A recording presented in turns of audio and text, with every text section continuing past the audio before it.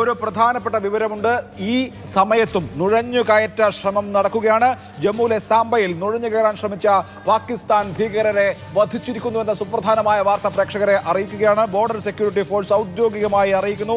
11 മണിക്ക് ആണ്, അതായത് ഇന്ന് കഴിഞ്ഞ 23 മണി എന്ന് പറഞ്ഞാൽ 11 മണിക്കാണ് BSF ഒരു പ്രധാനപ്പെട്ട നുഴഞ്ഞുകയറ്റ ശ്രമം പരാജയപ്പെടുത്തിയിരിക്കുന്നു. സാംബ ഡിസ്ട്രിക്റ്റിൽ പാകിസ്ഥാൻ ടെററിസ്റ്റുകൾ സാംബ വഴി നുഴഞ്ഞു കയറാൻ ശ്രമിക്കുകയായിരുന്നു.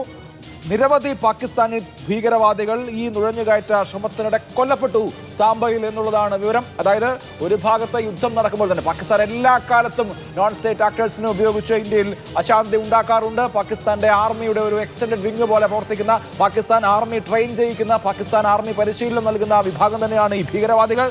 സാംബ അതിർത്തി വഴി ഭീകരരെ ഇന്ത്യയിലേക്ക് നുഴഞ്ഞ് കയറ്റാനുള്ള ശ്രമം ഇന്ത്യ പരാജയപ്പെടുത്തിയിരിക്കുന്നു. ഇന്ന് രാത്രി 11 മണി, ഇന്നെന്ന് പറഞ്ഞാൽ ഇന്നലെ രാത്രി 11 മണിക്കാണ് ഈ സംഭവം ഉണ്ടായിരിക്കുന്നത്.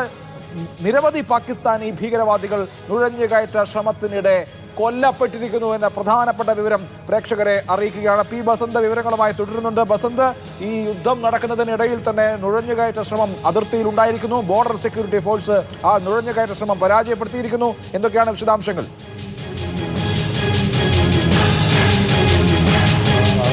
അഭിലാഷ്, ജമ്മുവിലെ സാംബയിലാണ് നുഴഞ്ഞു കയറ്റാനുള്ള ശ്രമം നടന്നിരിക്കുന്നത്.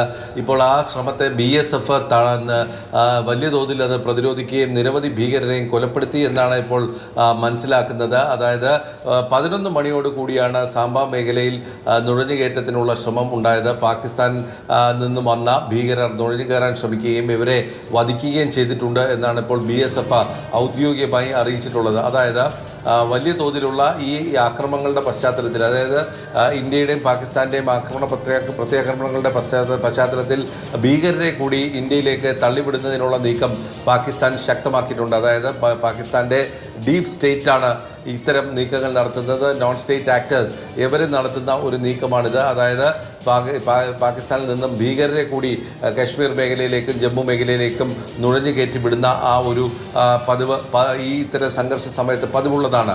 ഇതിൻ്റെ ഭാഗമായിട്ടാണ് ഇന്ന് 11 മണിയോടുകൂടി ഇത്തരത്തിലൊരു നുഴഞ്ഞുകയറ്റത്തിനുള്ള നീക്കം ഉണ്ടാവുകയും അത് BSF പരാജയപ്പെടുത്തുകയും ചെയ്തിരിക്കുന്നത്.